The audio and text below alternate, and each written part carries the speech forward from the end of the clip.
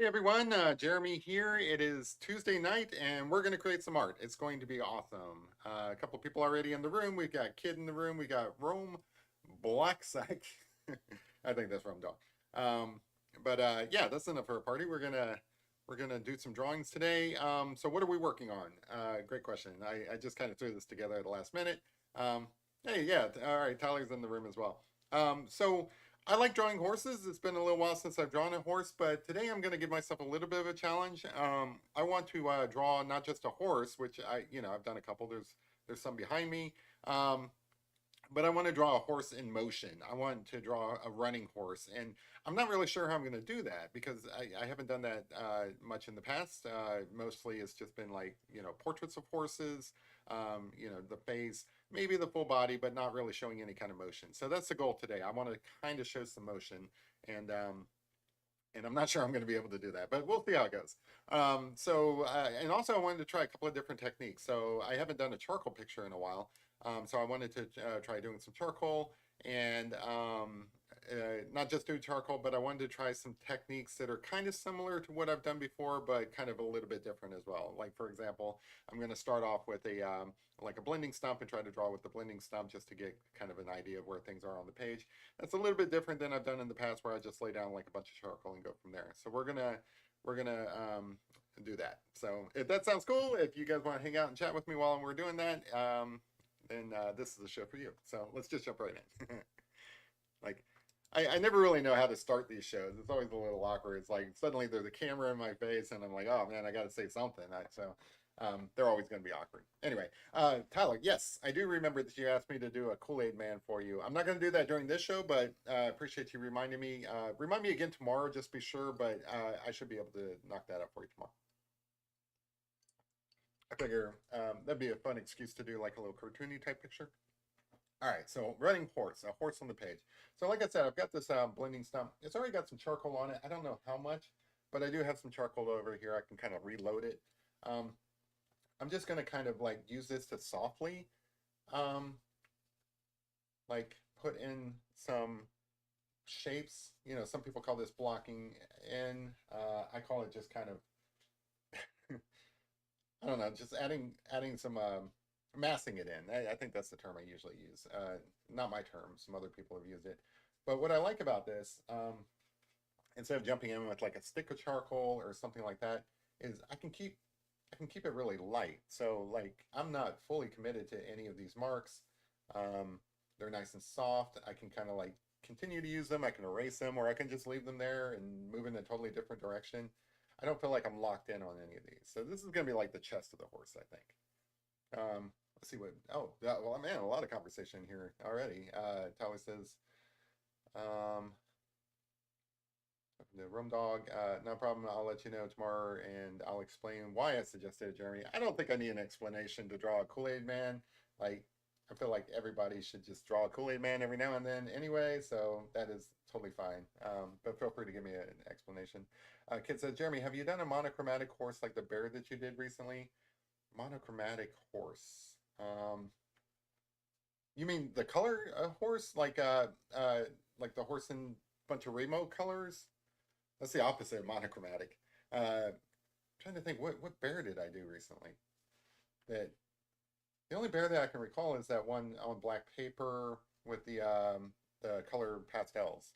If that's what you're talking about, I haven't done that. I've done one on the brown paper. Yeah, the party bear. Okay, yeah, Rome likes to call it the party bear. So if that's the bear you're talking about, no, I haven't done one of those. I should do that. That would be kind of cool.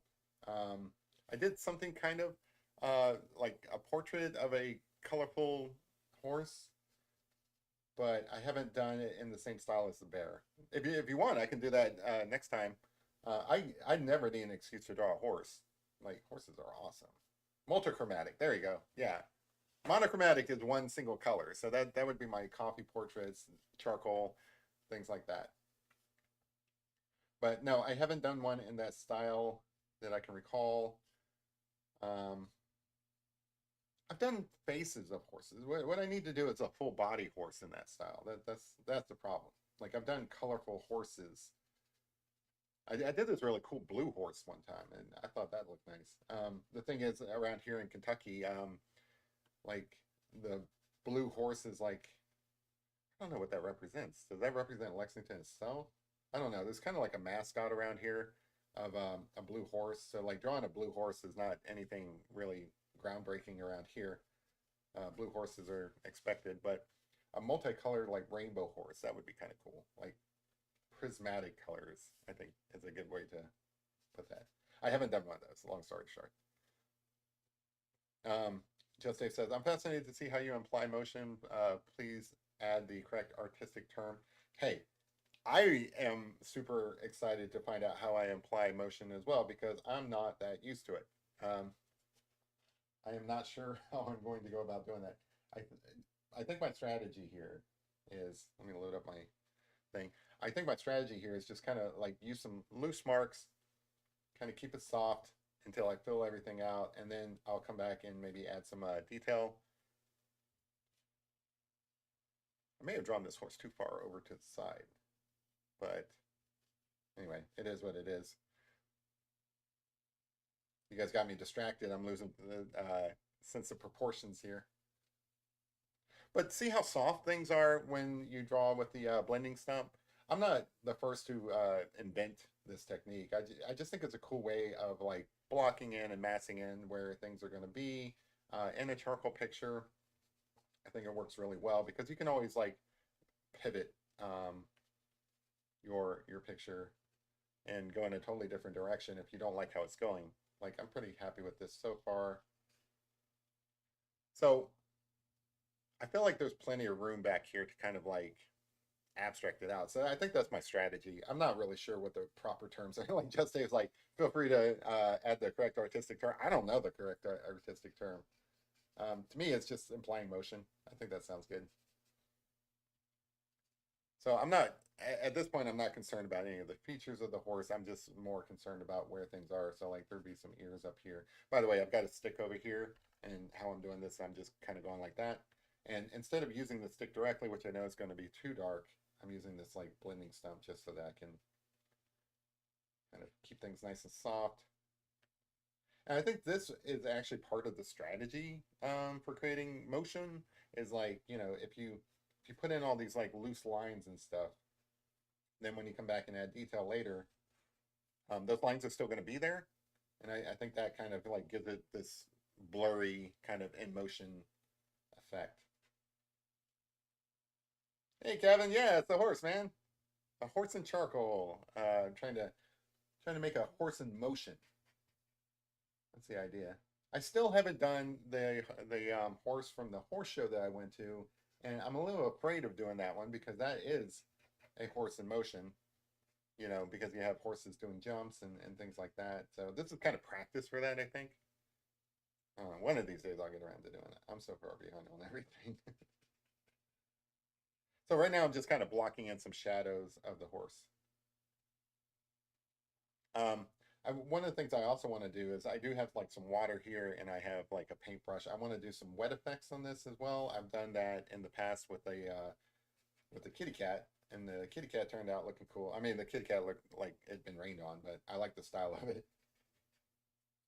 Um, oh, I was gonna say fun fact. So the most people don't know this. I know this, and now I'm going to share with you. Uh, I think it's the first motion picture, if not the first motion picture, at least one of the first motion pictures was actually of a running horse. Um, it was it was designed. I forget who designed it, but there was like this big wheel, and inside the wheel there were individual slides, and then there were slots on the outside of the wheel. And as the wheel spin, you could look through the slots and see the horse running. And this is actually how they proved, because there was a big debate back in the day whether or not when a horse is running it actually leaves the ground. Um, there was a big debate about whether or not like horses always have one foot on the ground, and it was actually proven through this stop motion effect essentially that yes, they are sometimes fully off the ground when they're running, which you know, science. That's kind of cool. So a little bit of trivia there. Don't expect a lot of it. I don't know a lot of things, but that's one thing.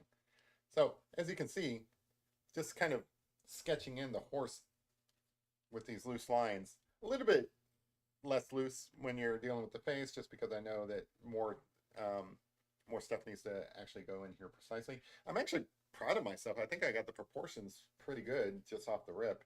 Um, that doesn't always happen, especially like when I'm doing like human faces and stuff like that. My proportions are often off, which is why I haven't done a human face in a while. I'm a little bit shy of doing that.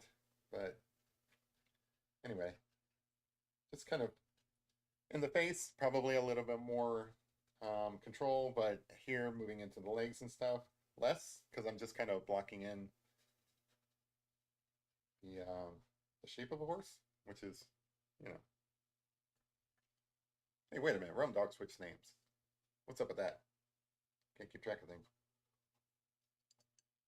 Tyler says, are you drawing John, aka John? John the horse? Mm. Rum Dog says, looks good. That's a hard angle. Yeah, about that. So, like, in my mind, yeah, it really takes a lot of practice, right? So I like to practice horses in different like poses and different like configurations and stuff like that. But the truth of it is, you're just drawing some shapes and stuff. So it really shouldn't matter what the pose is. That's kind of the whole point behind doing like figure drawing, like of human beings, horses, whatever. I consider this kind of figure drawing. Um, I don't know if like I think figure drawing incorporates animals as well. I'm not sure, but it is the full figure of the horse, so I'm going to call this figure drawing. One of the purposes of practicing figure drawing is so that you learn to like draw these shapes, and then you're kind of trying to imagine as you're drawing these things the underlying like anatomy. So I know that through here, this is like one gigantic muscle. Like this guy's jacked, right? Like he works out. Um, he's got these enormous, what are they, pecs? I don't know. I don't know what muscles are. I know what muscles are. I just don't know what they're called. So like that's in through here. And what's cool is like when you're doing this figure drawing, especially with charcoal, you're trying to get the uh,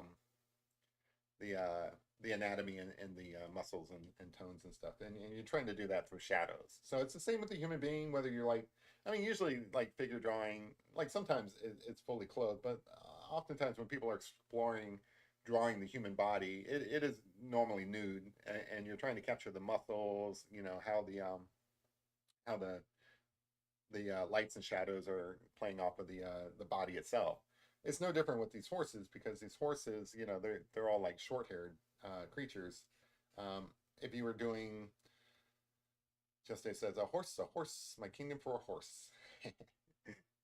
um, so it'd be no different if you were like drawing a dog because those are short hair. There's not like much features that you're drawing that's not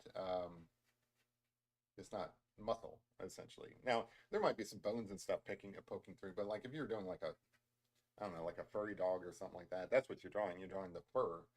Um, if You might as well be drawing clothing on a person or something like that. When you're drawing like horses or I don't know like greyhounds or labs or maybe not labs. Labs are short, yeah. When you're drawing short-haired dogs and stuff, it's mostly muscles that you're drawing, and when you're drawing muscles, it's mostly you're drawing shadows. So like down through here, underneath his body, I gotta dig into this little charcoal thing and get more charcoal on my brush. I love drawing with the blending stump. It just creates such soft effects. Like probably I should do a human as well, trying this way, but and again, you're not locked into this just using the blending stuff. This is just the first start of the thing. I'll probably screw this up later. Like right now, I think it looks kind of good. I reserve the right to mess it up. So I feel like this leg needs to be fatter, but I'm not going to do that yet. I want to get this one in. So, fun fact, a little bit of trivia. You're learning a lot of things here today. Horses have 4 legs. Bet you didn't know that. Yes, horses have 4 legs, and you don't always have to draw all 4 legs depending on the configuration of the horse, but this particular horse, because we have him running, you see all 4 legs. So we're trying to get that in. So this leg comes up just short of this other leg. So that one's looks a little bit, what the kids call it, thick. this this horse got some thick thighs here. Um, a little bit thick on this one, but I think this one I need to add like a little bit more volume to kind of make it match. Now I've got this. There's a couple of videos out there, like shorts and stuff that it's got the audio to it, like, boy, that boy is thick. That's what's stuck in my head now. Anyway, we don't fat shame our horses. Even though, I don't know, like you take a horse to a vet, the vet's going to fat shame the horse. But that's not our job. Our job is to draw what we see.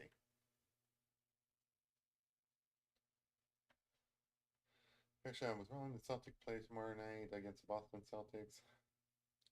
Rome Dog says, I like using a Nerf ball for blending stuff. Oh, that's cool. Never thought about that.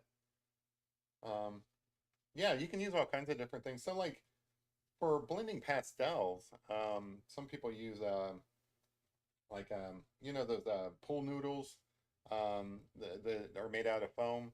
They use that kind of stuff like that you can pick up at like a hardware store, um, or like pipe insulation. Yeah, I think that's what it's. I don't know. It's all the same stuff. It's kind of a foam thing, but yeah, you can use like what that's what I like about charcoal and pastel and dry mediums. They're so versatile. You can go so many different directions with them.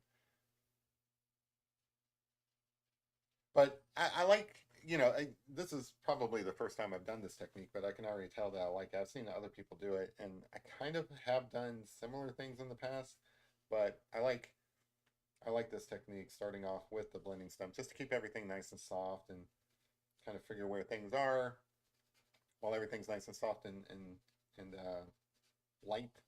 You don't have to worry about being locked in on these things. You can kind of move them around and feel your way around. But it also lends to the whole aesthetic. So like we want to keep this guy in motion, so we can kind of throw in some arbitrary marks here just to kind of get this guy filled in. But I do think that's, I am going to thicken up this back leg a little bit. Let's see, I'm going to bring it down a little bit here. Yeah, all right. And then back here,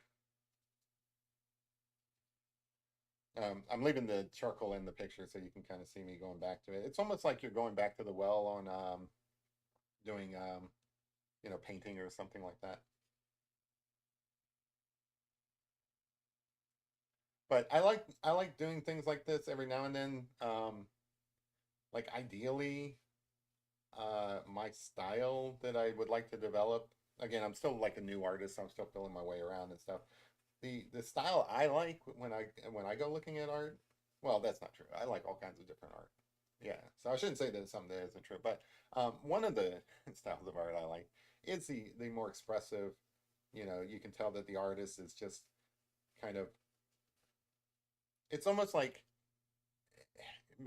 the artist is making marks that almost seem accidental, but there's really like actually a plan to it. So like I'm extending this horse across because I want the horse to look like it's just kind of moving across this page. I'm probably exaggerating a little bit much on this tail, but that's okay because you know,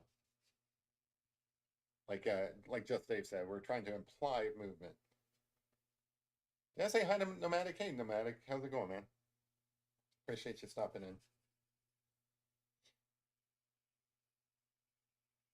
We're in the thick of summer now, aren't we? Like it is coming up on actual summer solstice. Solstice. We still have pretty mild temperatures around here. Like I enjoy going for a walk almost every day, just because the weather has been super nice. Every now and then it'll rain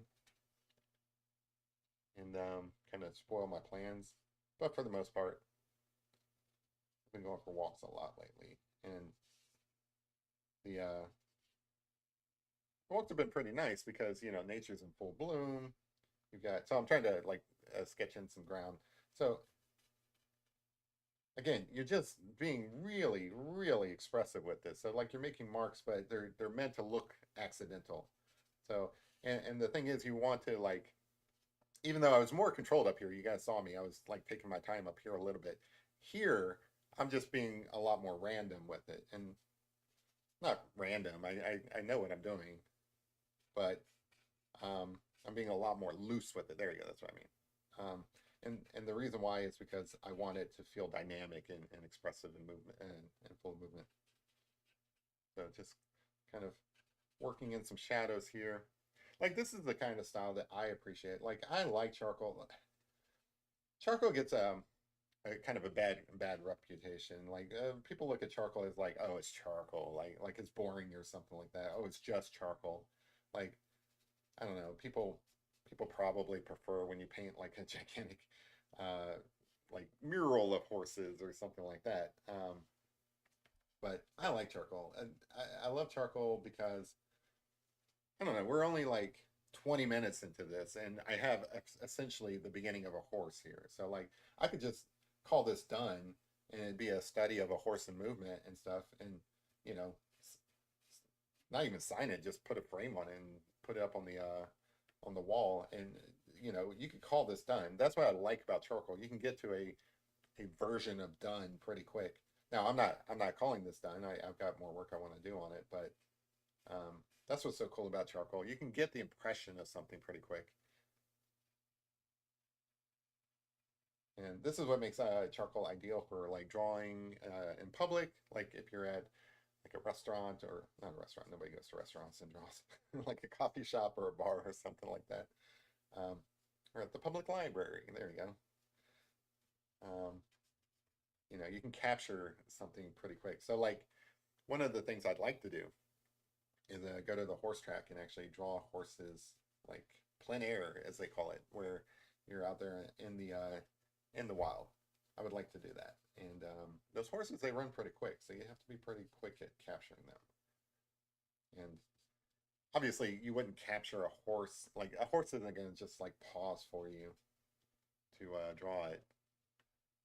Um, but you know, you still want to capture the general idea of it pretty quick.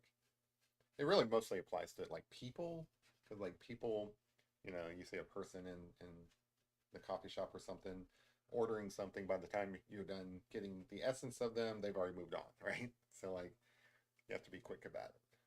That's what I'd like to work on. Anyway, see. Hey, okay, Larry's in the house. Sorry, I've been off on a tangent.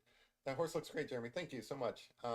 Rome Dog says, "Hey kid, that was a pretty good Rome Dog drawing that girl from Germany did." Um, oh, somebody from Germany drew Rome Dog. That's cool. Yo, Larry, we need to figure out your gator wrestling name. Then maybe we can find some of your merch when you wrestled professionally. If I must have missed something, because if Larry has wrestled gators professionally, I want to see that. That sounds awesome. I know Larry's from like Florida, so that does not surprise me, but that is something I want to see.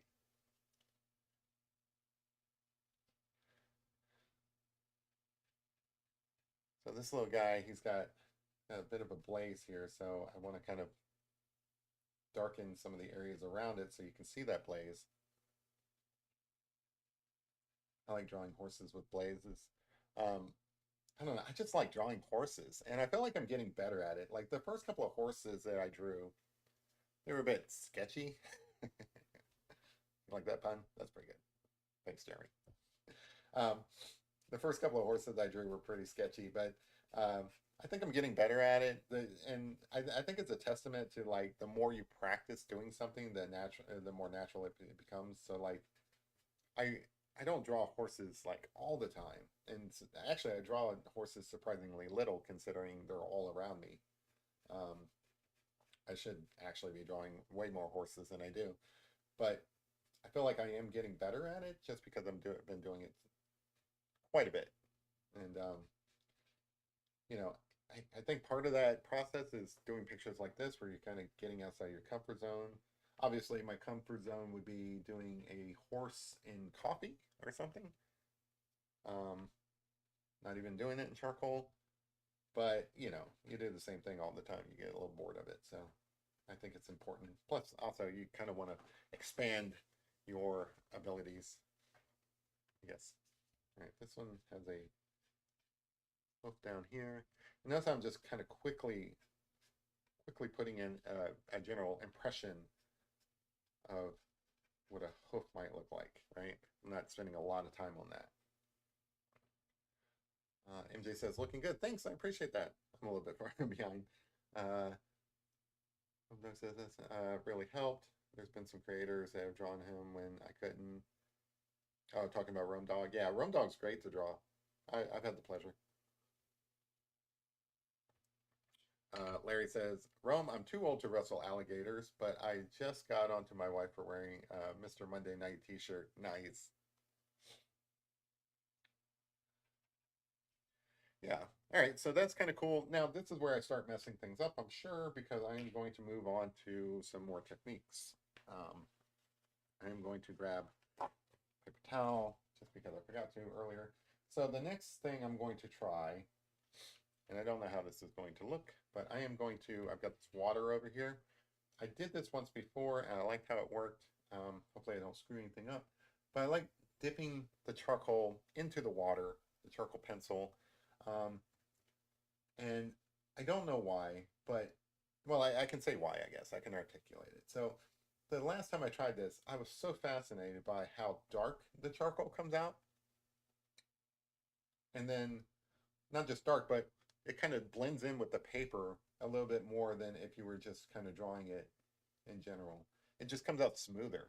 And I don't know, maybe it's in my head, maybe it's not actually doing that, but I thought, like, I feel like it's doing that. Like if it gets a little too dry and I go back into the thing, it just feels like it's coming out like a lot smoother.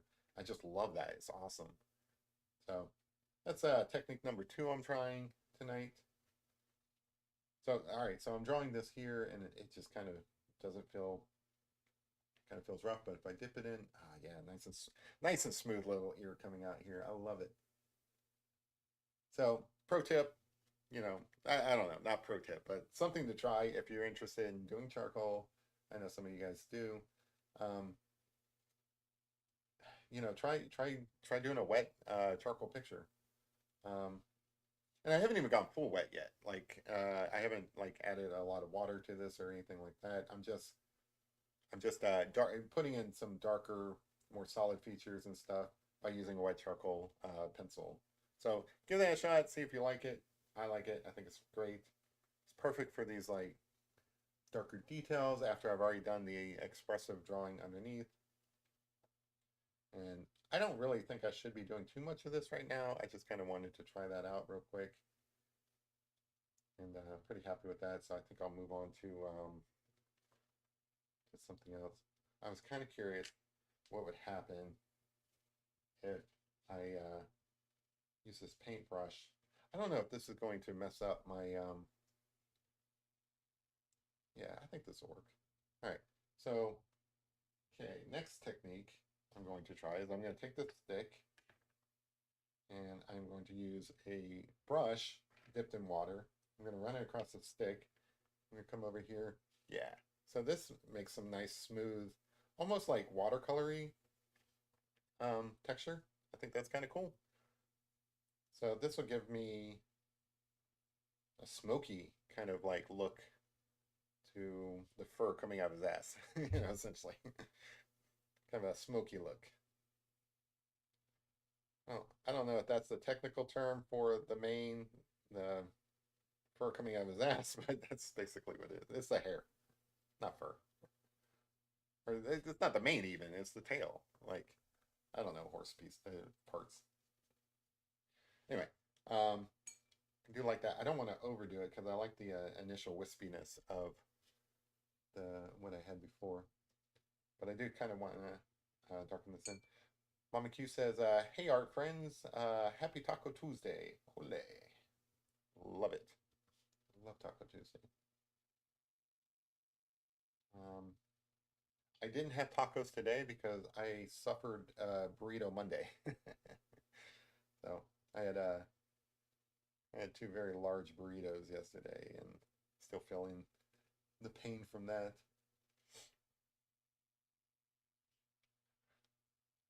Rome RVD signed that T-shirt for me back in the '90s. I think we drove down to Green Cove Spring to see him wrestle. Nice. Rum Dog says, I think you can do that sidewalk with sidewalk chalk. That's something I need to try. I actually have a lot of sidewalk chalk. I picked it up at like I think a Goodwill or something like that at some point. But I've got like a whole bucket of like sidewalk chalk. The problem is, all right. So the problem with sidewalk chalk, I would love to do a sidewalk chalk picture just because that'd be fun. I love fun things. And then also you know, like it's kind of like in my wheelhouse. I enjoy doing, um, you know, pastel pictures, charcoal pictures, things like that. So um, sidewalk chalk makes sense, right? Like I should be able to like create something cool in sidewalk chalk. Now the problem is, all right, and this is not the problem for everybody. I've seen some really cool pictures done in sidewalk chalk, but for me, I've got is these like neon or like sometimes pastel colors and stuff. They're all kind of they're all kind of like I don't know, kids colors, right? Like it's not kid as in kid in the chat, but kids as in children's colors. Like they look like they were made for children. So I don't know how I would use that to actually create something really interesting. I got to put some thought into it. I've been wanting to do it for a while. Like I said, I've had these things that's just been sitting around.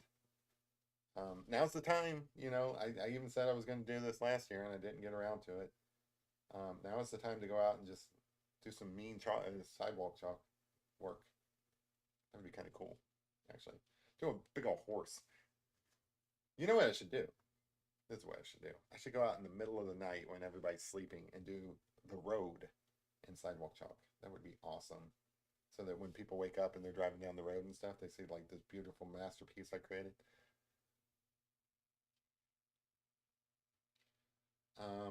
All right, so that's let me kind of all right, I'm gonna try something else here. I don't want to go overboard, but I do kind of want to fill in some of these areas here. See what happens when I do that. So I really like this wet charcoal for blending and smoothing things out. I think that's kind of cool. So let's see, kind of blend that in, see how that looks. Yeah, that one looks nice. I like that. I mean, it almost becomes like a watercolor in a sense, but it's not, you know, obviously. It's charcoal. We're doing charcoal, guys. All right, so I'm gonna go back to the well here. Some some dark values going on this mane. This is the mane, this is the tail. This is the neck, this is the face. It's basic horse anatomy, guys. I don't know why I have trouble with it. The problem is I drink so much. I drink things and I forget things. It's just a vicious cycle. Pretty sure he wrestled Jerry Lynn that night. Jerry Lynn, why is that name familiar? Is that the guy who famously wrestled Andy Kaufman? Am I remembering that right? Because I remember like in the Man on the Moon movie, Andy Kaufman ended up wrestling somebody. I think that's the right name. I don't know. I'm sure he actually probably wrestled. Oh, that's right. He was wrestling women, I think, and then like the male that he ended up wrestling was a um, Jerry Jerry Lynn. Yeah, that's it. Sorry, I had to think about that one for a minute. So again, coming in, adding some pencil, and then coming back and kind of smoothing it out with the water. And I think this looks kind of cool. Like kind of work in some wispiness. Probably could use some smaller brushes, but I don't really want to mess up my smaller brushes. I use my smaller brushes for my my coffee paintings. I don't want like charcoal all over my coffee painting brushes. Got to keep your brushes separate. There you go. There's a pro tip. If you work in multiple mediums, like I get bored and I try so many different multiple mediums, you gotta work out some system where you know you have different brushes for different mediums. You don't just want to kind of put them all together.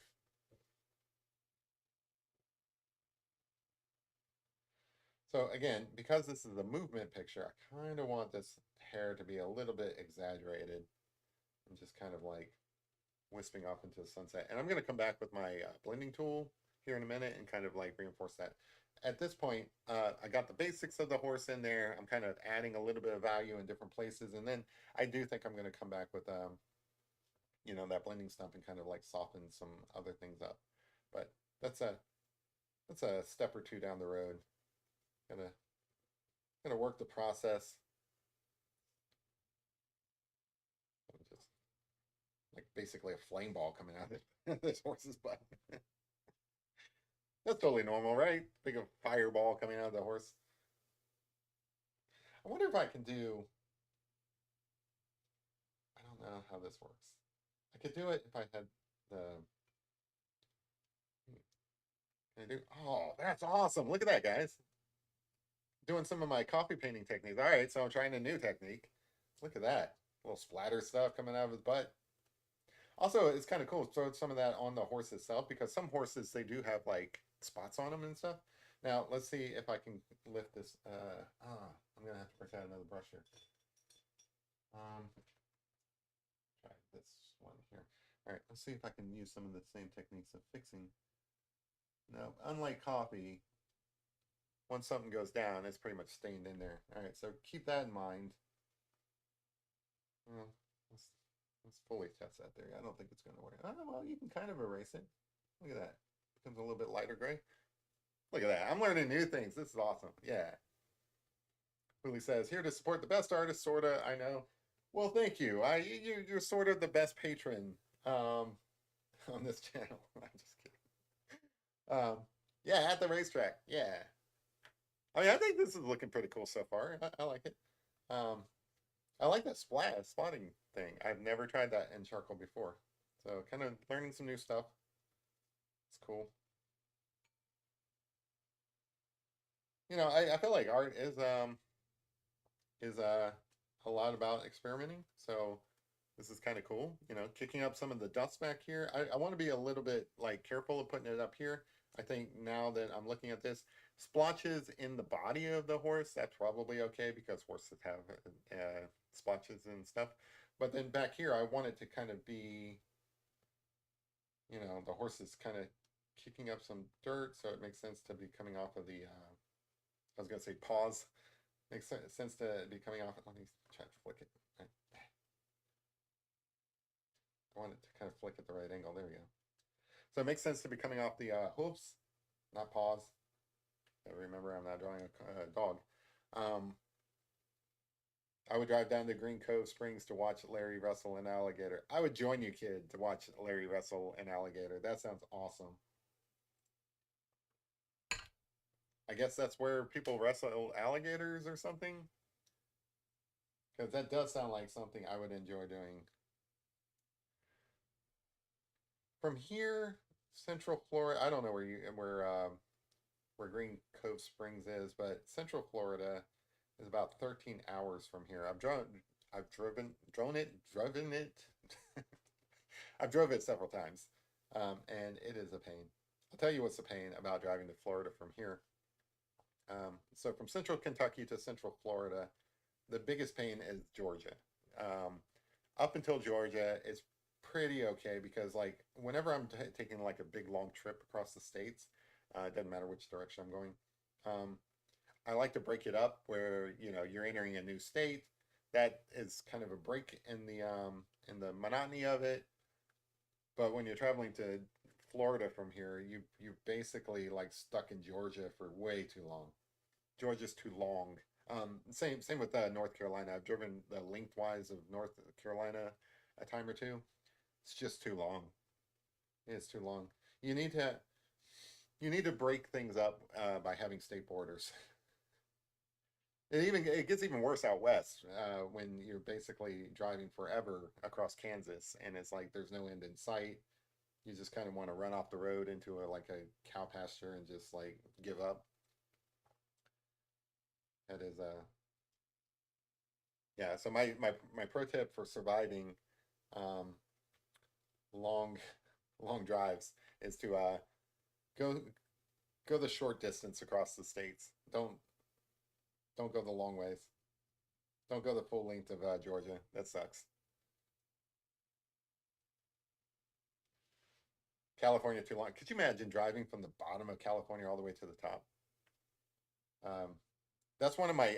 That's actually one of my dreams. Like one of my bucket list items is to drive the Pacific Coast Highway. I don't know if that goes the full length of California. I think it does, but yeah, that sounds crazy to like just. I mean, because that's got to be now. I have done the full East Coast. Like I've driven from Florida all the way up to Massachusetts, and that takes you several days. But it's again, it's broken up. You know, you're not doing that all at once. Like you're going through multiple states that route, and it doesn't get monotonous. It's kind of like whenever I fly, not everybody's like this. Like some people like nonstop flights. Most people probably like nonstop flights. I actually like to break it up and have layovers. I don't like to be in the air for too long, so like to break up like a long trip into like 2 hour segments or something like that. That's ideal for me. But to each their own. I think most people would probably disagree with me on that one. Most people like nonstop flights. I think. I don't know. That's my guess. I shouldn't speak for everybody. I don't know everybody.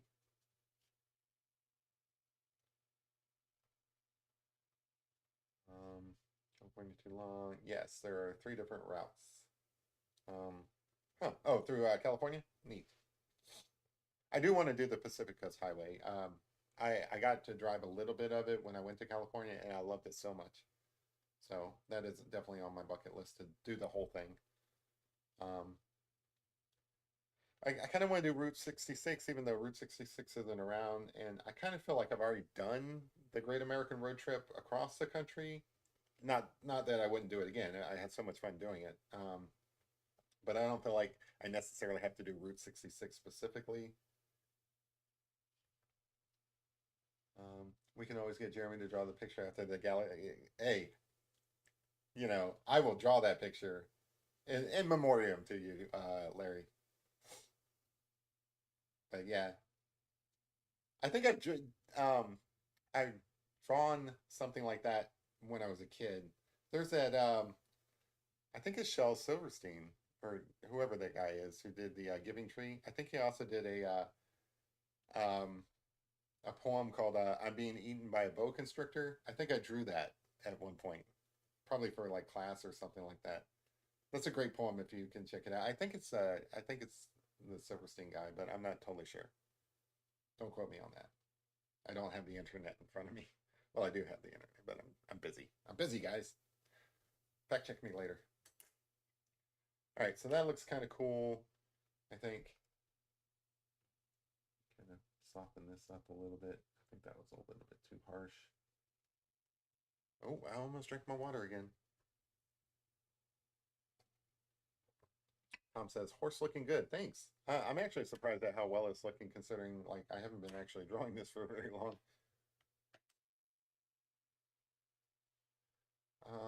Let's see. I wanted to return to this a little bit. Yeah, all right, cool. So I can still draw over the every time I use my paintbrushes, I end up with like kitty fur in it because like my cat sheds so much. So I kind of wanted to soften up some of these brush marks. That looks cool.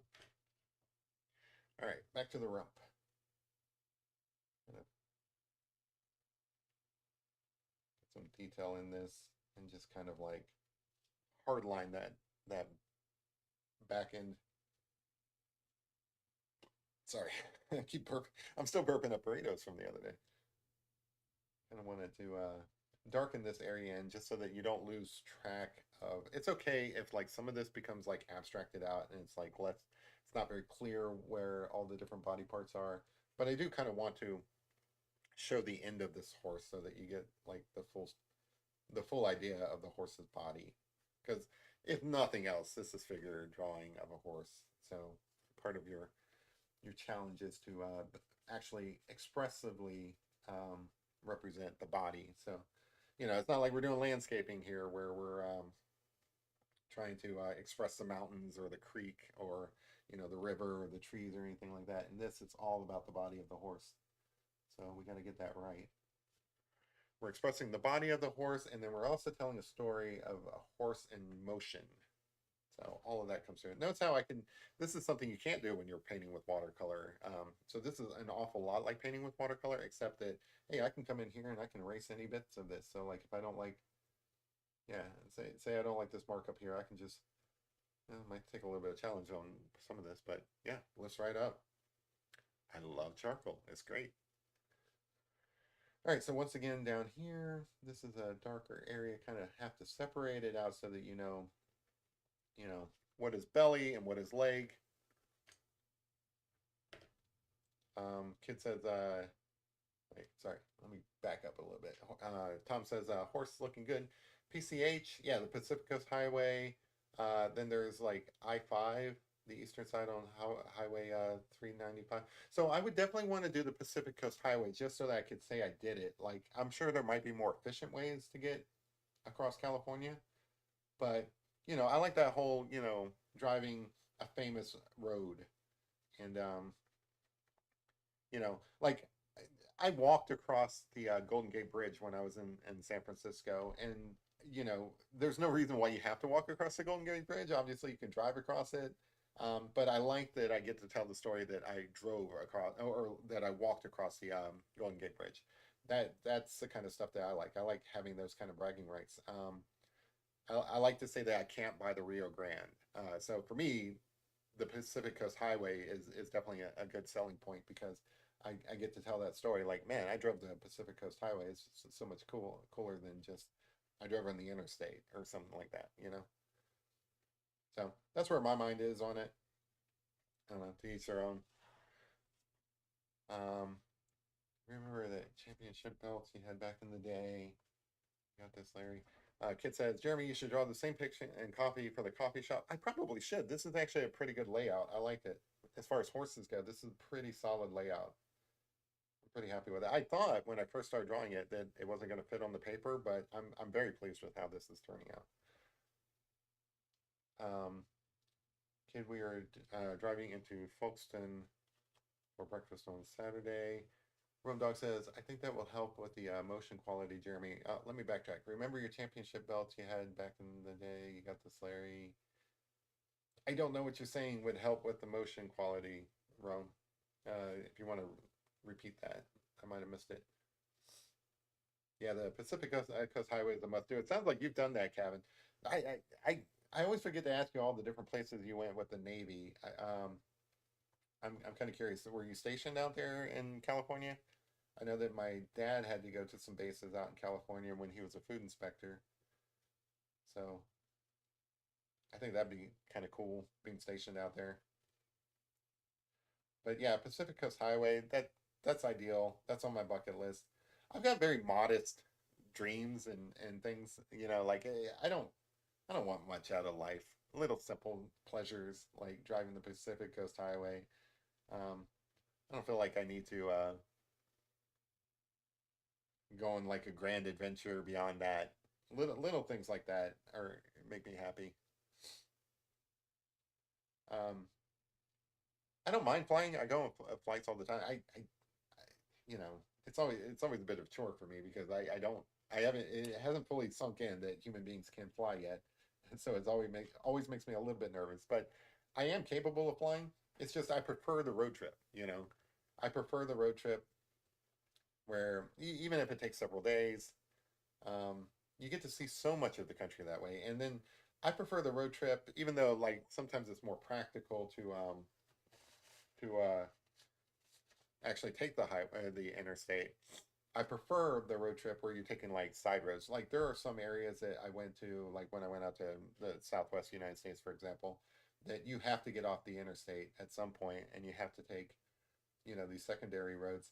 And there's this one road in particular that I remember driving down in the middle of the night. I swear that road, I don't remember the name of the road, but it was somewhere, I would say somewhere it was either New Mexico, Colorado, or Kansas. I don't remember which, but that road literally went on for 50 miles before there was ever a turnoff. So like, and I'm talking about not even a turn off like with the driveway up to a farm or anything like that.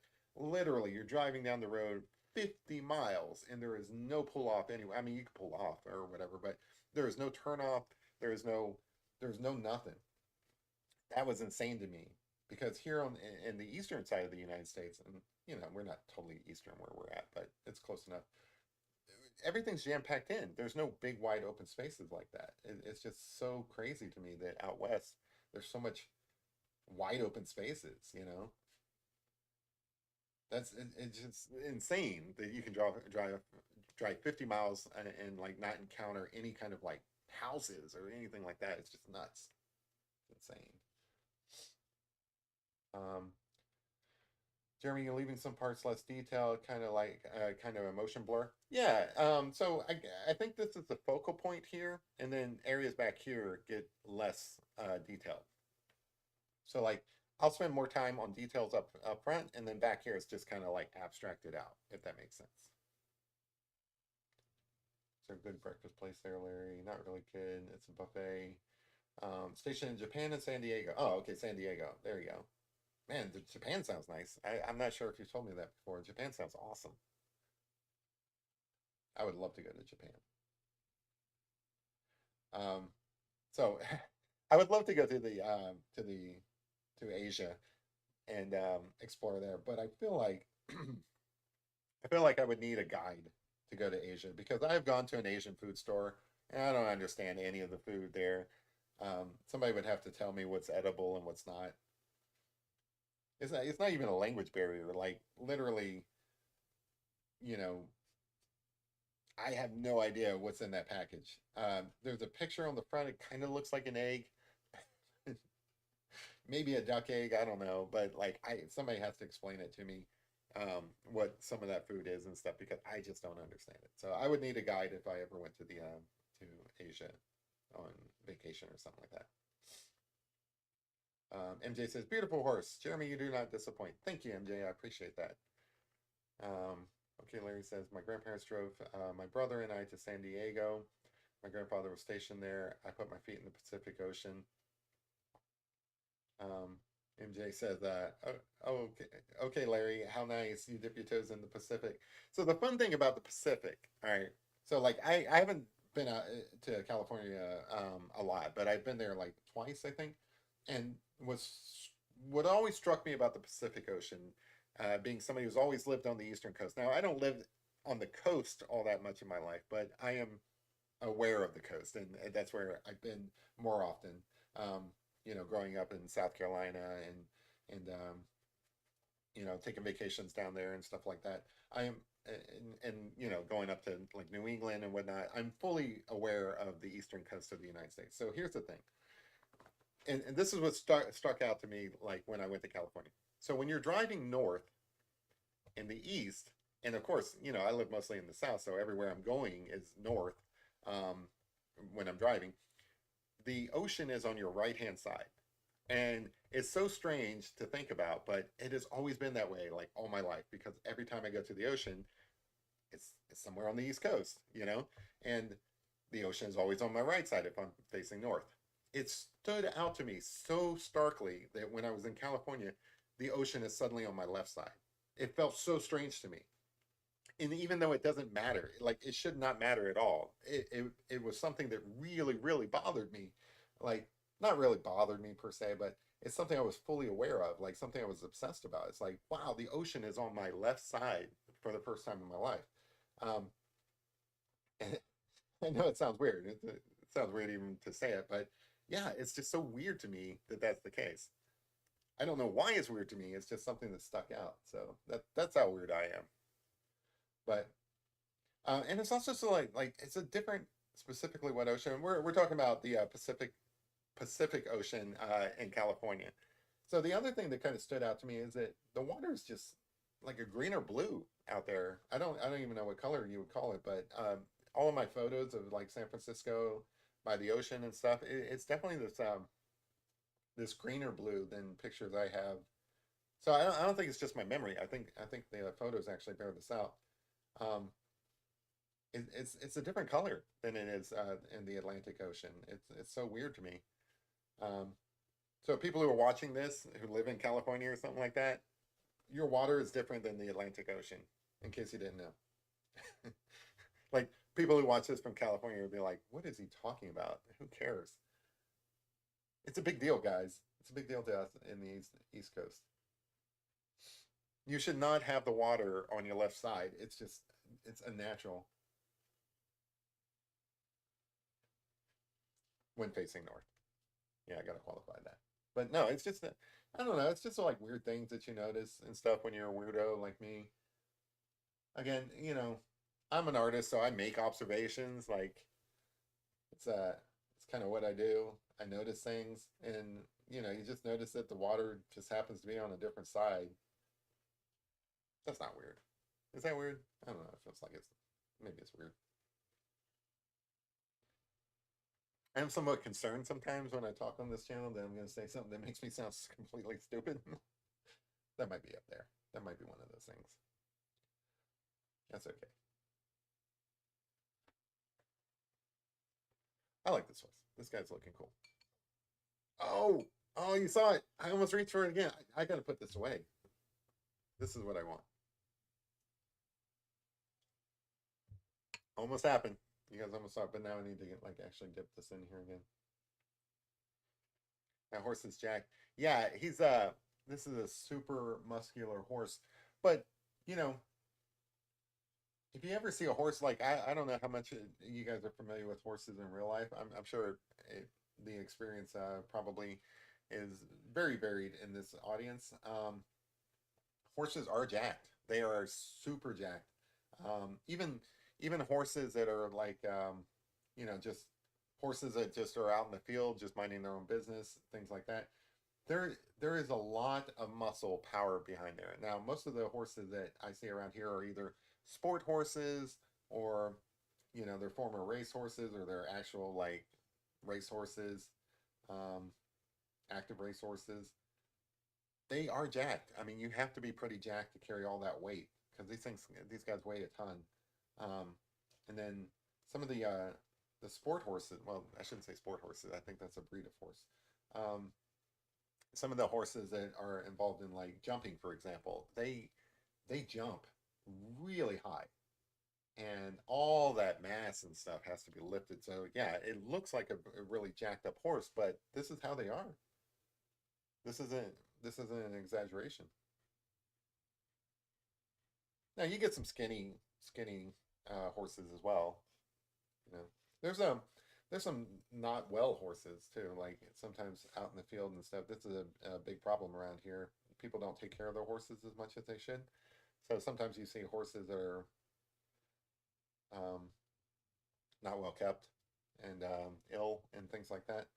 So of course they would be jacked up. Like you could consider this a racehorse. There you go, like a thoroughbred or something like that. I hesitate to say thoroughbred because I didn't check what the actual um, breed is of this particular reference drawing or reference picture that I'm looking at for this horse.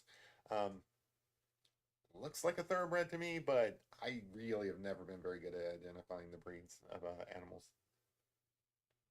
But you can consider this like a racehorse. Yeah, I could throw a saddle on it and some guy with a sword and call it like a, I don't know, like a war horse or something. That'd be cool. Like, arr. I don't know why I said R for like a war horse. It's not a pirate.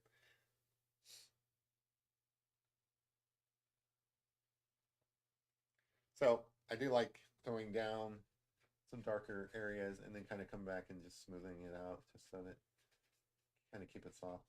In these muscles, it is slight variations of tone, so like it would be very soft. You don't want any kind of like lines. It's not like it's fur or hair or anything like that. So I often think that artists, like especially newer artists, like whenever they're drawing with charcoal or pencil or something like that, that's why they call it Kevin's like thick. That's what I was saying. So like this is a thick horse for real. Um, Fox can still jump and swim without their heads. Oh, that's a nice fun fact. Um, that's why they call it horsepower, of course. The Trojan horse, yes. Ah, dude. I gotta stop doing that. Jeez. All right. I am not making that mistake. Why do I keep doing that? It's ridiculous.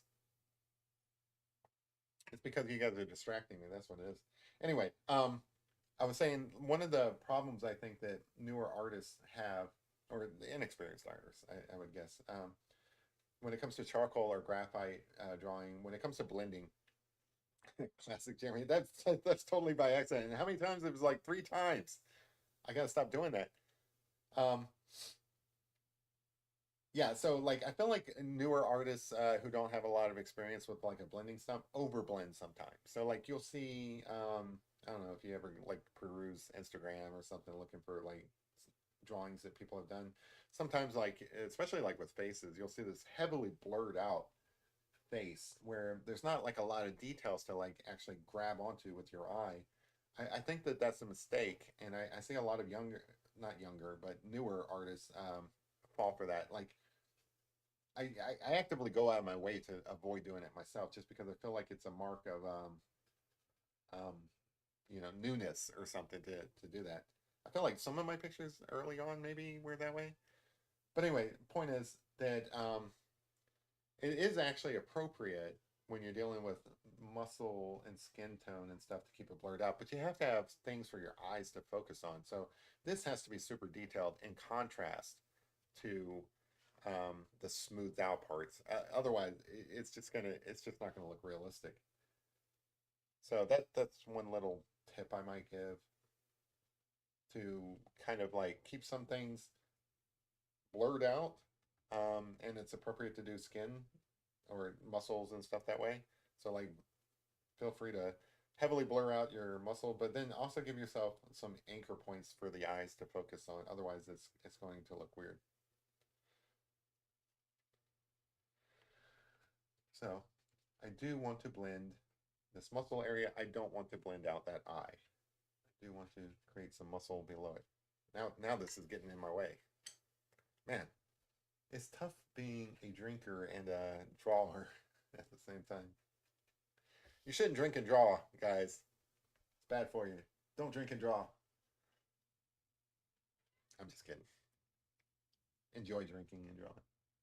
To me, it's part of the process. It's part of the fun process. All things in moderation. Like, obviously, if you have a problem drinking, you shouldn't be doing it. And, there are some artists throughout history who famously were drunks and shouldn't be.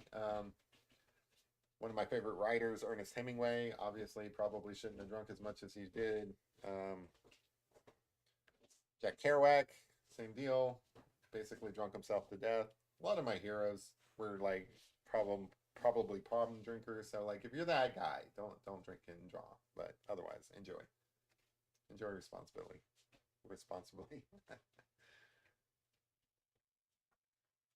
I feel like this face is really good. I don't want to like pat myself on the back or anything, but sorry, drop something. This is one of the better horse faces I've done, I think. So I want to be very careful not to screw it up.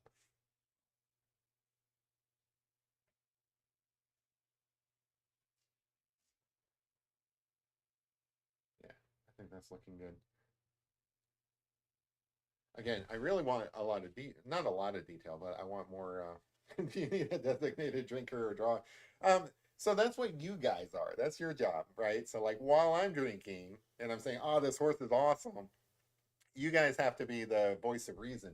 So while I'm drinking and drawing, you guys have to tell me, "Man, you just screwed up that horse's face." So part of drinking and drawing responsibly is have an audience to tell you when you're like totally screwing up your picture. But I haven't heard you guys say too many bad things about it yet, so I think I'm nailing it. Were they beer goggles? I have beer goggles for this horse. The horses on Cumberland Island want to be that horse. Nice.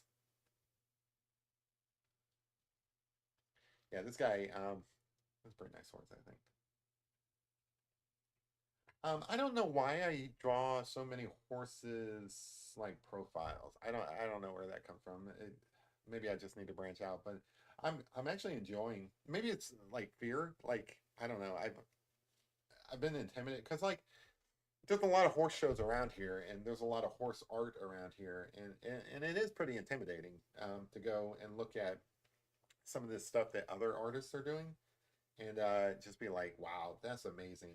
I would love to draw horses like that, and just, I mean, I ain't gonna lie, it's lack of confidence. It's you know, I look at what other people do, and I'm like, man, that's so good. There's no way I'm ever gonna be that caliber of you know, a horse artist and stuff because like people are really good at drawing horses around here. Not just drawing horses, but painting horses and so on. So a little bit of intimidation, but I don't know. You still have to do it, right? You have to do that thing that you're afraid of. It's just part of life. Eventually, you know, you can put it off as long as you want, but eventually you got to conquer that fear and be like, well, I'm going to do a full horse here today, and I don't care how it turns out. If it turns out bad, I'll just keep practicing. That's the way progress goes.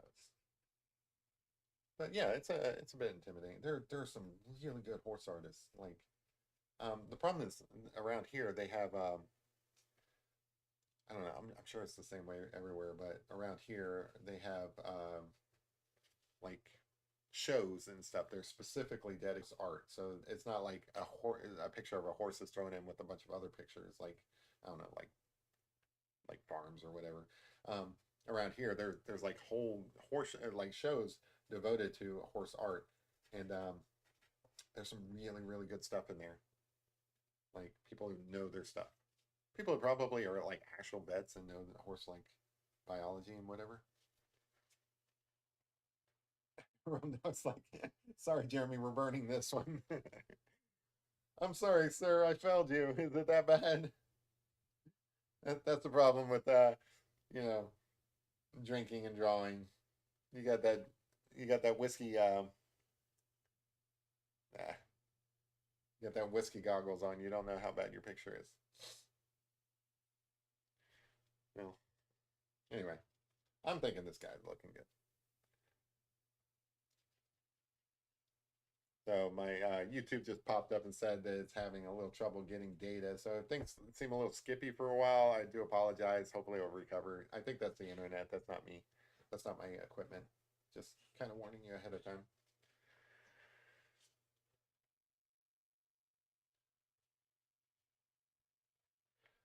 But I do like drawing in charcoal.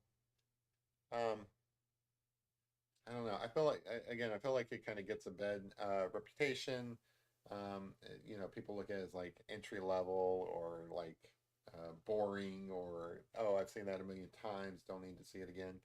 I don't subscribe to any of that myself. I think it's a great medium. It's so versatile. I see professional work done in charcoal all the time. If you are a charcoal artist, you know what I'm talking about. If you're aspiring to be a charcoal artist, you know, don't stress it. It is a valid medium to take up. You'll have at least one person out there championing you. That's me. But no, I'm just kidding. There's like there'd be a ton of people out there.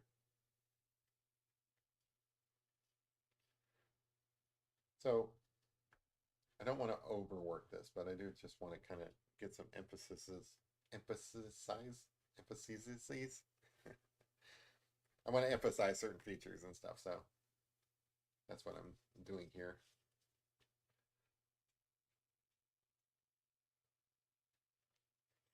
But yeah, I feel like this is already showing some motion.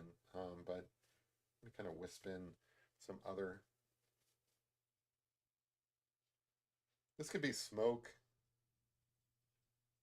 dirt flying up in the air, just like the wind wisping past this horse, whatever you want to call it. It's obviously not part of the horse itself. It could be things whizzing by it. I like these splatters. Those turned out really nice.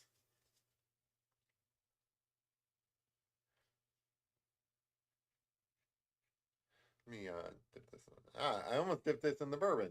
Oh man, I'm so confused tonight. I'm sorry, I'm not at my best. Not as focused as I need to be. You guys deserve better.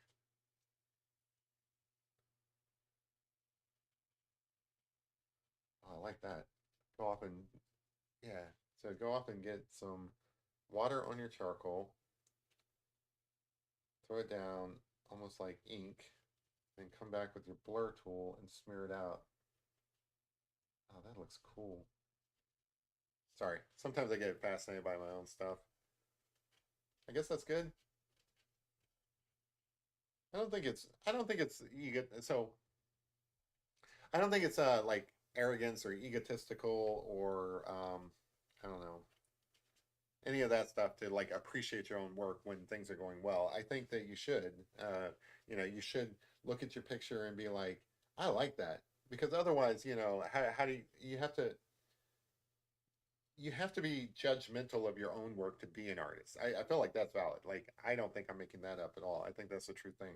Um, you are constantly judging your own work. This is why people have so much time, like trouble, accepting that their work is any good because you have to be judgmental of your work. Yeah, people have a hard time accepting their own work because of this. Otherwise, how do you improve it, right? So if I'm looking at it now and I'm not being judgmental of it, how am I supposed to improve it? You have to be judgmental of it. So if you're being judgmental of it, why can't you be like, oh, this looks good too? Like certain pieces and stuff. I mean, to a degree. Like it shouldn't just be, oh, this sucks. You should be able to say like, this looks cool.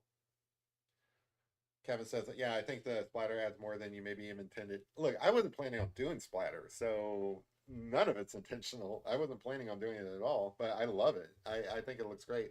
The whole idea is the challenge today was to draw a horse that looks like it's in motion, like it's a racing or heading down a track or something like that. I think the splatter adds to like dirt being kicked up or, you know, you guys have seen the derbies where it rains. So like the derby takes place on, um, they have like turf fields, they have like mud fields or dirt fields and things like that. The derby takes place on um, dirt, and when it rains, it becomes mud, and you see these guys come off the track. They have it caked all over them. It's ridiculous. Like this is like not even close to the amount of splatter that who wrote the American Pharaoh? I think that's the one I recall like in my mind being like just caked on mud. So this splatter is definitely appropriate for derbies where it's been raining.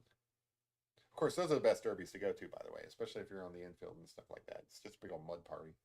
Like you hear stories about like I don't know how Woodstock got rained out and everybody was just having fun in the mud and things like that. That's how it is at Churchill Downs when it rains.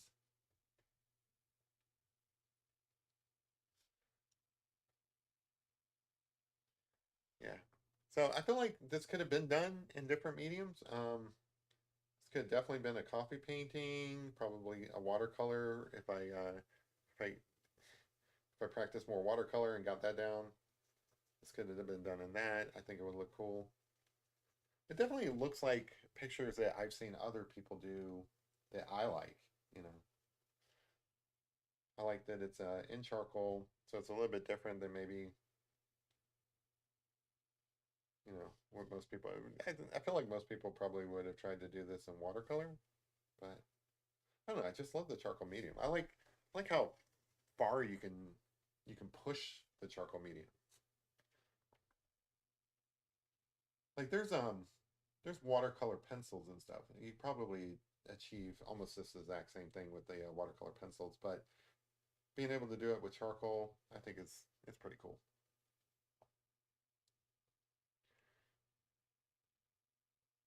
So I'm trying to like smooth out some of these lines that I think be a little bit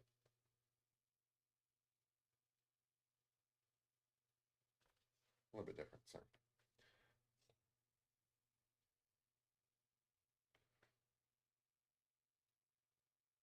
Kickback. Yeah, yeah. I think that's actually the right term. Good call, Just Dave.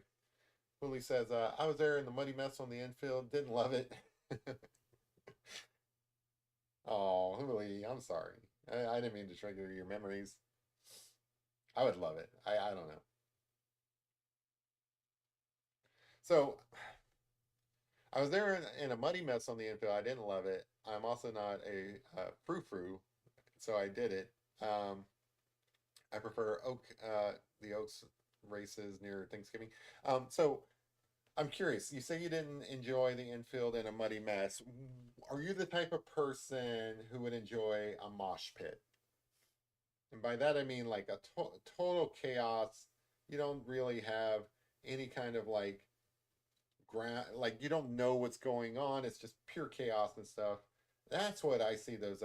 So some of those parties that they have when I mean I don't know how often this happens, but sometimes when when it rains in the infield, I mean they're like I've seen people in mud like surfing the porta potties, like they're like riding the porta potties across. That is pure chaos to me. That seems like that would be a lot of fun. Now, don't get me wrong, I didn't participate in these myself, but when I saw those, I'm like, that looks like a party. The only time I've ever been to the Derby, it's been nice and dry and stuff like that. I haven't had the benefit of one of these like mud parties, but they seem like a lot of fun. But I agree, they wouldn't be for everybody. That's what I'm asking. I'm asking, is that your type of thing? She Lily's like, nah. Nope, I opt out. That's totally fine.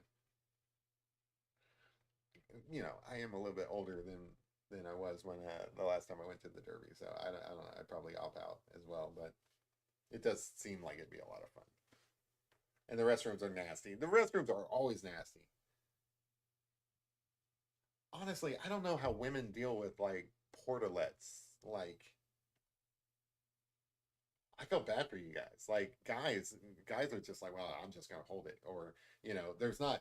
It's not like when we go and I don't think there's any. Well, that's not true because obviously there are some pretty nasty toilets that people have, done number two in.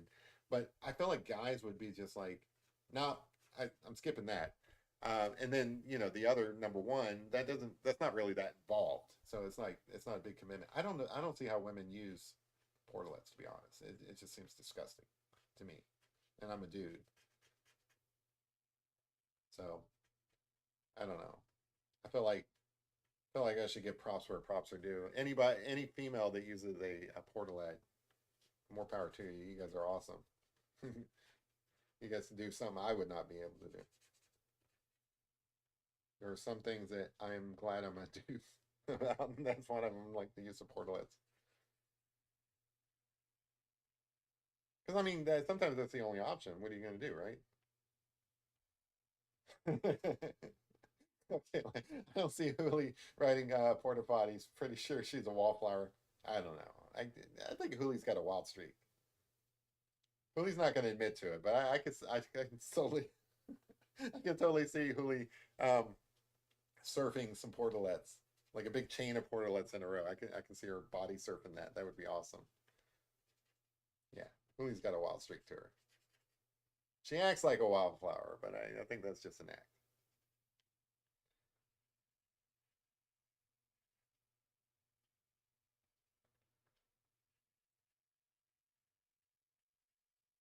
So I'm trying to darken up some of this area back here. I might have like overdone it a little bit, but I think it's fine. Even building restrooms on the infield were heinous. Honestly, like at any of those type of sporting events where there's like hundreds to thousands of people, the bathroom situation gets ridiculous. Even women are pretty good at hovering. Just don't do that with your spurs on. Um, so like at some of these mass events where like I don't know, like sporting events, for example, it doesn't really even matter if it's a portalet, in my opinion. Just the bathrooms in general just get nasty. Like people are just nasty, nasty. We're a nasty race of animal. Uh, we, you know, it's gonna get disgusting really quickly, even if it's like a public restroom with plumbing and all that stuff. Basically, if it's even if it has plumbing, it's gonna get clogged up and it's gonna get gross. It's just the way it is. So, anyway, mass respect for women out there. I don't know how you guys deal with it. You guys are braver than I would be. Like if I was a woman, I would just stay home. I would never go out. I don't like using public restrooms at all anyway. Like I wouldn't even use the bathroom at a mall. I don't know why that is, but it's you ever well the guys out there, you guys ever use like the urinals at like a at like an airport or something? That's gross. It's disgusting. People are just gross. I think that's about as blurred in as it's gonna get. So, all right. So we've got some movement. I want to. I don't feel like it's enough movement yet. Like I want to experiment. Yeah. All right. So this is. I'm so nervous about this because I just want to create random lines. So at this point, I just want to create random lines. Almost like, you see in comic books, they have the like the swoosh lines or something. I just want to like I feel like most artists probably would have done this to start, like in the initial phase and stuff. In hindsight, that probably would have been a better time for this. But I kind of want to just kind of lightly create like little swoosh marks and stuff. Yeah. And again, I don't want to get too close to the face with this because it's just supposed to be like motion stuff, and I don't want to distract from the details in the face because I really want the eyes to kind of go to that. That seems natural, but just like these little wispy lines. We have a mud wrestler and a gator wrestler.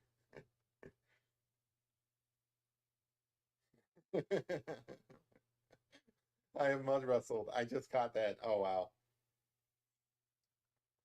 So we got a mud wrestler, gator wrestler. I'm pretty sure Cavan's wrestled a horse. I would not take on a horse to be honest with you. Like, um, I have seen people who have been around horses a lot more than I have, just go in there and just kind of like, I don't know, like tiny women, really tiny women will go in there and just kind of shove a horse with their arm or something just to push it out of the way. You wouldn't catch me doing that. That horse has like 500 pounds on that little girl, and I don't know. I'm I'm not afraid of horses, but also I'm kind of afraid of horses because like I don't know, this horse will kick you sideways. The horse is terrific. So much movement and strength. Thank you. That's all I was going for. I was wanting to get some movement in here, and some of this might be a bit. I regret making this mark up here, so I'm going to erase that. This is what I like about this. So like it feels like a watercolor painting or like an ink painting or something like that. But I can just as easily come in here and erase these like little areas. I like that. I like having that ability. So I don't know. As far as some of the horses that I've done, I would count this up there pretty high. But yeah, I'm not afraid of horses really. It's almost like I don't know, like I'm not afraid of flying, but also I'm kind of lightweight afraid of flying, and I'm kind of lightweight afraid of horses. They're just such massive creatures, you know. This horse can just like sneeze in your direction, and you're like you got broken bones or something. I don't know. Bit of an exaggeration, Jeremy, but I'll allow it. I like referring to myself in third person. Now, I have spent a lot of time smoothing out some of these areas and stuff to have like this kind of smooth skin tone. But also, I don't feel like, especially in an expressive picture like this, that you can't have, you know, exposed pencil marks as well. So like, it is not weird to have hash marks in a drawing. So I'm just going to kind of put some of those in for style, even though they're not really necessary. Actually, I don't like that so much. So smooth that out a little bit. But it's okay to have like random pencil marks. I don't know. I feel like I could have done this in like a reverse order where some of these like softer marks I could have put in to begin with, but I don't mind adding them at the end. Like honestly, nobody would know except that I'm doing a live stream. Like you guys are watching me do this as I'm actually working on it and stuff. If you were just actually drawing this as an artist, like in your own private studio, nobody would see what order you did it in. But I think, you know, to be cool, I should have done it in reverse order, where the details really, I feel like as a like like an approach to art, the detail should be the final layer, like the last bit that you add onto it. Like you shouldn't be adding details and then going back and adding things like the motion and whatnot. But you know, it is whatever it is. It doesn't matter as long as you get to the same place regardless of how you approach it.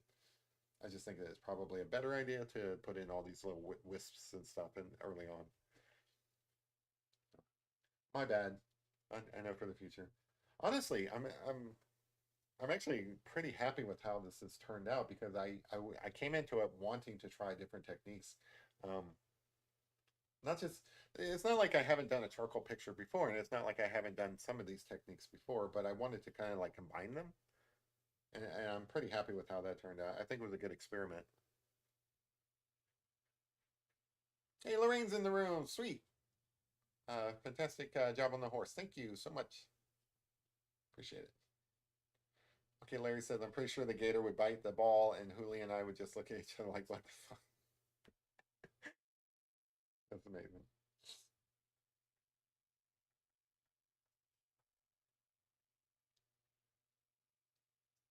So, you know, again, whether you're drawing a person or you're drawing a horse, when it comes to figure drawings, it really is about capturing the the anatomy and the shadows and lights and stuff, how they play off the body. I think horses are really good for that. You know, one of these days I'll get around to like doing people some more and stuff, probably clothes, but you know, maybe like in tight shirts or something so you can show off some of the physique. But with horses, it's really easy to show that kind of muscle stuff, and it's a lot of fun to play with too. Like drawing the like I want to get all of this muscle structure in here to convey how powerful these animals actually are because they are super powerful. Um, I've shown pictures of like what these horses can do, like especially like when it comes to jumping and stuff. They should not be able to defy gravity the way that they do. It's pretty amazing. Like my fear of flying and my fear of horses are basically the same. Those massive objects should not be in the sky. But again, these horses, they they are powerful enough to leave the ground, you know, defy gravity. I mentioned that one of the you know, the whole point here is drawing a motion horse. Um, One of the very first animations, if not the first animation, the first motion picture is of a horse galloping, and that's how they proved that horses actually do leave the ground because there was much speculation about that. Because they're such massive animals, it is one of those things where you're like, how is that even possible? It's like if an elephant just suddenly jumped in the air or something like that. I mean, horses aren't elephants, but they are. There's like a lot of mass there. I don't know how it works. So, anyway, I do feel like there is like a lot of movement in here. How are we doing on time? We're coming up at like 1:30. I don't feel like there's a lot more I want to add to this. Like I don't want to overwork it. I want it to kind of be loose and free and stuff like that. So I probably will wrap this up soon. But I am going to put in like a lot of like a few little last minute details. I'm going to try without dipping in my bourbon. I like the speckles. I'm going to try a little bit more on those speckles. So again, on the speckles, I never tried doing this in charcoal before. Just come in, you know, on the actual charcoal stick, grab your brush, you know, get some speckles in there. So I gotta be careful because like I don't know how dark this is going to dry. But some of this area here that I smoothed out, coming in here with like some more speckles over it. I don't know if speckles is the correct term, but that adds like a little bit of texture where it was super smoothed out before. So I do kind of like this. So you got to be kind of careful with how you're directing this so that they kind of go in the right direction. But that's kind of cool. I like that. Let's see. Smooth this out just a little bit. Sounds like my cat's trying to get through the door. I need to put a cat door in my studio so the cat can come and go. How do I feel about this face? Looks pretty good. I feel like that needs to be smoothed out a little bit. Kind of feels like there's a double eye there. Like that's a bit dark. Just kind of smooth that out. So this is kind of nice. I can take this really dark area and just kind of move it around a little bit, kind of smear it around and kind of lighten that up a little bit. That's kind of nice. Pretty good. I'm happy with the snout. Is that it? Is that the right term? Snout? Whatever the nose is. The boopable zone. Because you can boop a horse the same as you can boop a dog. For those of you who have never been around horses, they're completely boopable. That's a technical term. All right, going back in the water. Some dark areas over here that I neglected. And this is where, you know, like, especially in the final bits, you kind of want to be really loose with your marks, just to kind of give it that.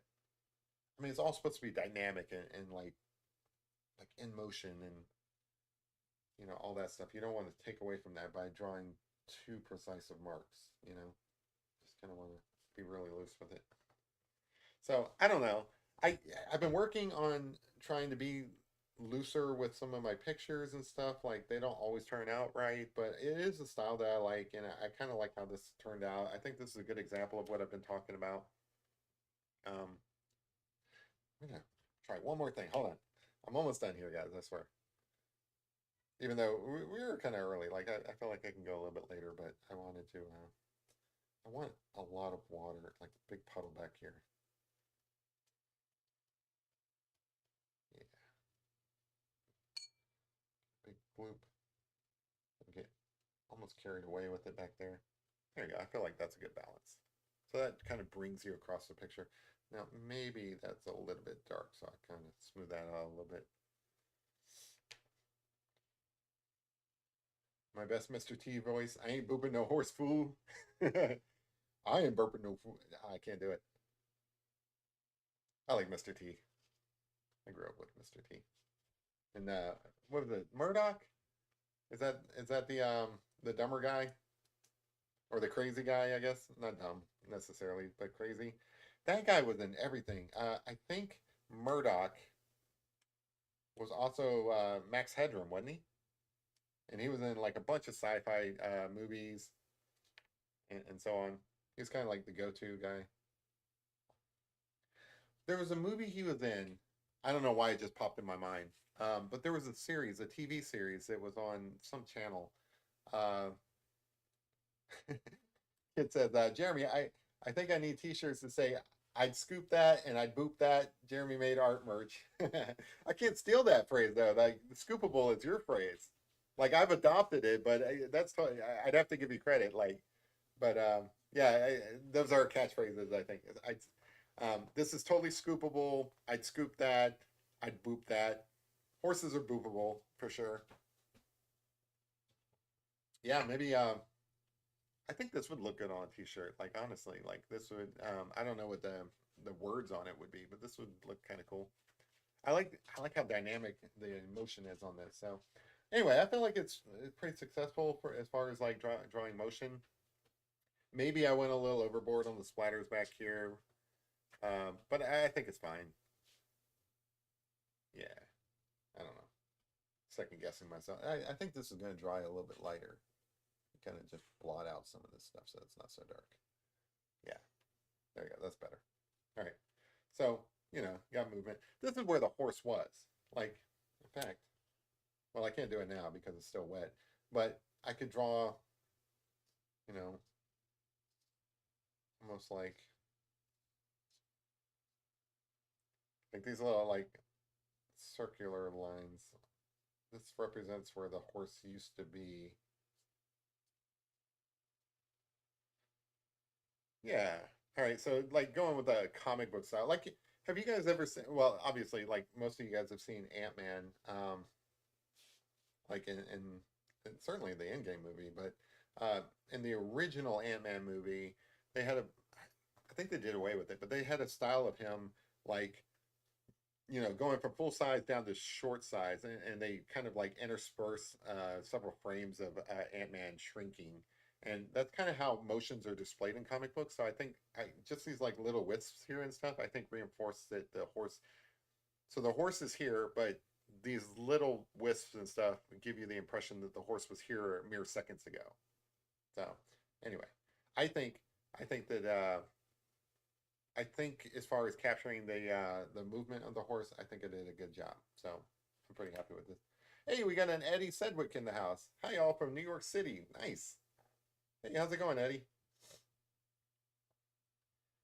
Unfortunately, I think we're kind of at the end of this particular one. So I appreciate you stopping in, but I think I'm gonna like actually head out now. So sorry about that. But welcome to the show. I appreciate it. Let's see. Is, a little bit more definition on this back part. Anyway, so yeah, I think I'm about done. I'm going to take a picture of this and I'm going to add it to the community tab. I'm pretty happy with this one, so I'll probably share it in a couple of different places. I'll probably share it on um, Reddit as well. I think I come in here and put in a couple of little streaks, lighten up some, get some texture in here. But yeah, I think for the most part I'm done. I might tinker with it a little bit more. Um, Nice to have you in here, Eddie. If this is your first time, I appreciate you showing up. Yeah, I kind of want like little, almost white streaks in here. I don't know if I can do that with the eraser. Anyway, I think it's great. Anyway, probably going to wrap this up, even though Eddie just showed up. Sorry. I will be back on Thursday, and we'll create another picture. So hopefully, those of you who just showed up at the last moment will come back for that. But I do appreciate you guys showing up and watching. But yeah, all right. So I think this is about done. Anyway, I appreciate you guys hanging out with me on a Tuesday night. The goal was to create a horse in motion. I feel like we've done that. A lot of marks in here that kind of have this expressive, thing to it. I would like to create more art like this. If you guys agree, just let me know, and I'll do my best. This is consistent, I think, with some of the other pictures I've done, but it's definitely a style that I want to pursue more. So we'll Edie, cool, neat. So yeah, I'm gonna try more of these in the future. So we'll see how it goes. But anyway, I think that's it for me tonight. I'll be back on Thursday with another piece. Not sure what we're gonna work on, but dog's over here eating the other dog. Anyway, sorry you have to take off. Edie, I know that you just showed up, but I don't want to do too much more to this thing because I feel like it runs the risk of being overworked. So I'm going to take a picture of this, put it up on the community channel so that you guys can check it out in more detail. I'll be back Thursday. I'll see you guys then. Have a good one. Bye. Bye, dog. Hey, Heidi. How's it going? All right. Everybody's showing up at the last minute. Oh, man. I don't have any more work to do on this picture, so I'll see you guys Thursday. Have a good one. Bye.